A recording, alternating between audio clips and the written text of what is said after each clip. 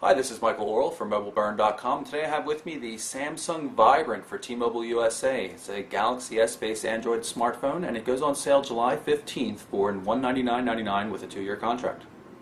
So let's open it up and see what we got in the box. You'll notice the Avatar sponsorship right on the front of the box. And when we take the top cover off, you'll notice there's also Amazon Kindle, Sims 3, Avatar again, and Mobi TV as well. All those were highlighted at the T-Mobile and Samsung Vibrant event last night. Pull it out of this protective sleeve. See, it's a really thin device, 9.9 millimeters at its thinnest. It's got a little bit of a bulge down here at the bottom though. Take a closer look at that later. Pop open the box and see what's inside. Looks like we've got a few things in here.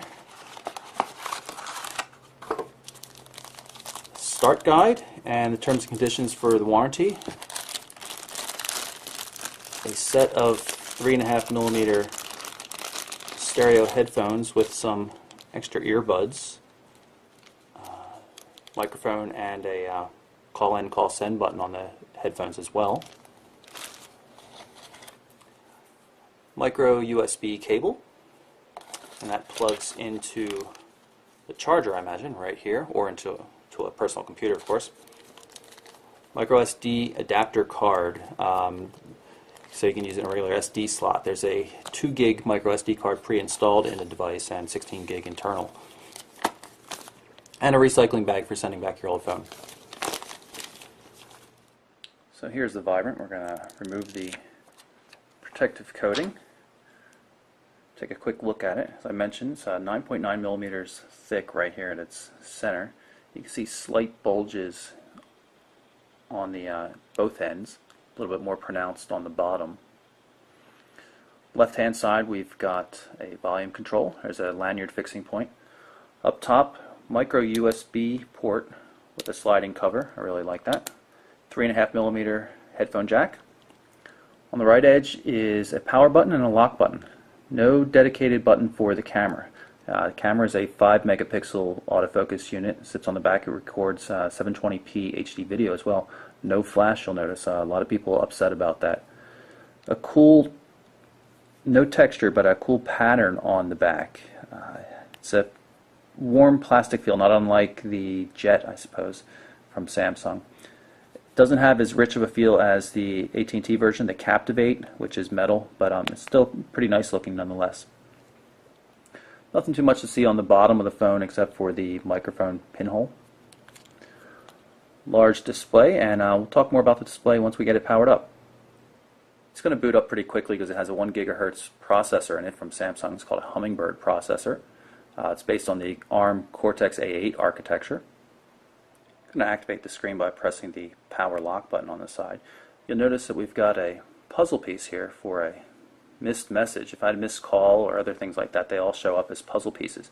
And the cool thing is if you drag it into the hole, it will automatically unlock the phone and bring up that application. So you can see here's the text message that came in. Go back out to the lock screen, and when there's no notifications, it just shows up as a regular screen. You just swipe to unlock it. Now since I was already at the messaging app, that's where it goes back to. Press the home button here. You can see the menu, home, back, and search keys down the bottom are touch sensitive. It's a 4-inch Super AMOLED capacitive touchscreen display, 800 by 480 pixels. Really quite brilliant. It's got to be the best display on the market. I've seen the iPhone 4 and I don't think it compares with the AMOLED displays that Samsung's putting out right now. Really sweet. You can see I changed the live wallpaper here to one with water ripples, just so you can get a better idea what the screen looks like. It's just really fantastic. Looks very, very slick. This runs the TouchWiz 3.0 user interface. As such, you'll see things like cool menu functionality. You can actually rearrange things just by long pressing it, and then you can drag it to a different position, or you can actually drag it to a different screen altogether, or create a new panel. When you're done, just hit the back button. Now you've rearranged your menus. Also have a regular alphabetical grid and an alphabetical list. The Swipe text input system comes pre-installed. For those of you not familiar with it, you just drag your finger from letter to letter and it picks up the word based on the pattern.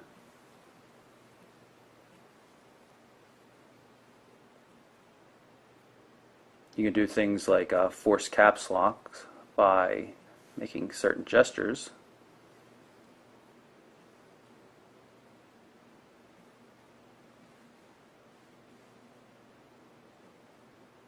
There's a lot of cool functionality inside of Swipe, and we're going to send this back just so you can see the threaded aspect of it and get rid of the keyboard by hitting the back button. We just sent the phone another text message. Hopefully we'll see it pop up in the notification area at the top. There it is.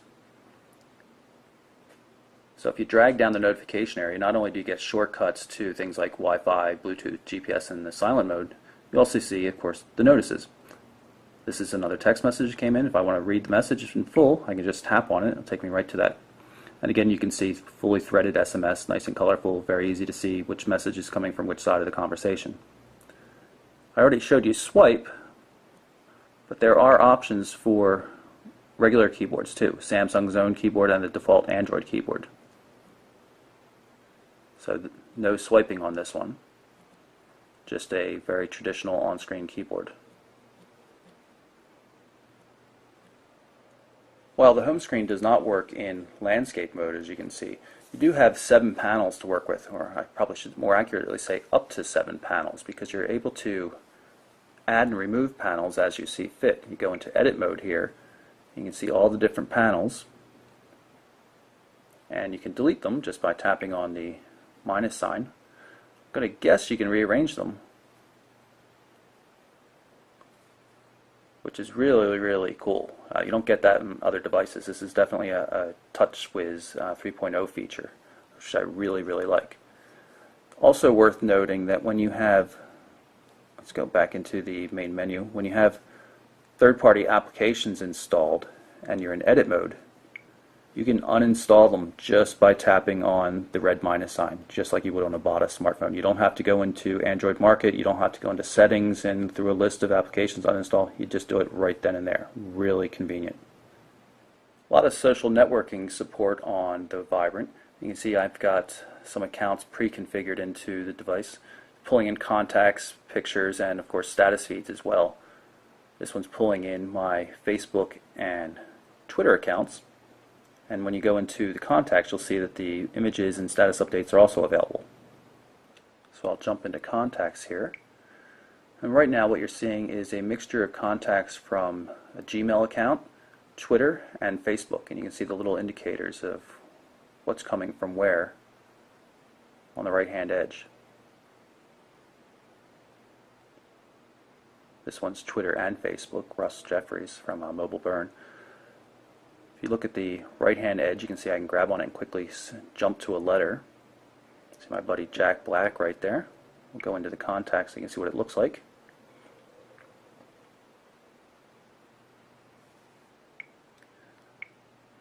Jack's not been in touch lately, so I don't have any history to show, but I can show you history in general. Text messages that came in, even Twitter private messages showing up here. Go into groups, you can look at just Facebook users. You can see I jumped into Russ's account here, and you can see updates just from Russ.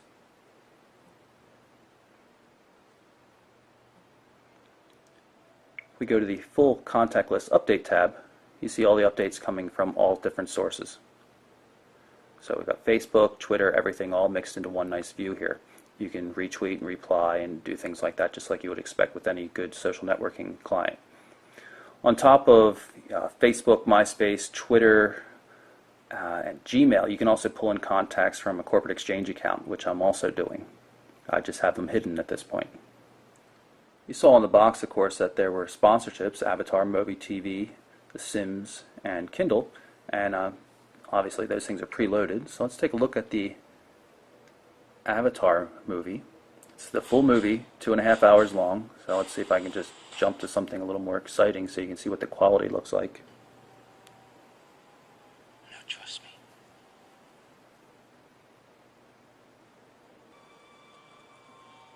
can see it's very, very sharp. I needed their help. And they need.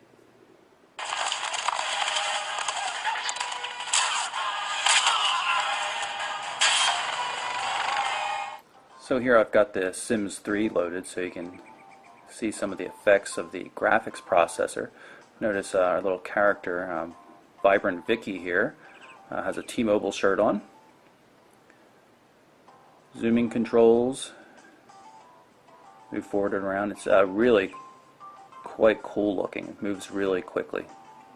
This is a live TV stream on Moby TV. You can see the quality is a little granular, a lot of JPEG artifacts in the video stream. Passable though, and you have access to, with a subscription, to live TV channels as well as a lot of on-demand, full episodes. We're downloading and installing the Kindle for Android application right now so you can see it. This is the notification area. It gives you progress as it's being downloaded and installed. I'll tap on it here. And you can see it's finally been installed. And now the application is loading. Now I'm in the Kindle app and I'm going to tap on one of the free books I had downloaded. Swiping or tapping, I believe, to change pages. You can see the text is quite clear. Status information just by tapping in the middle. Very nice. Works in landscape mode as well.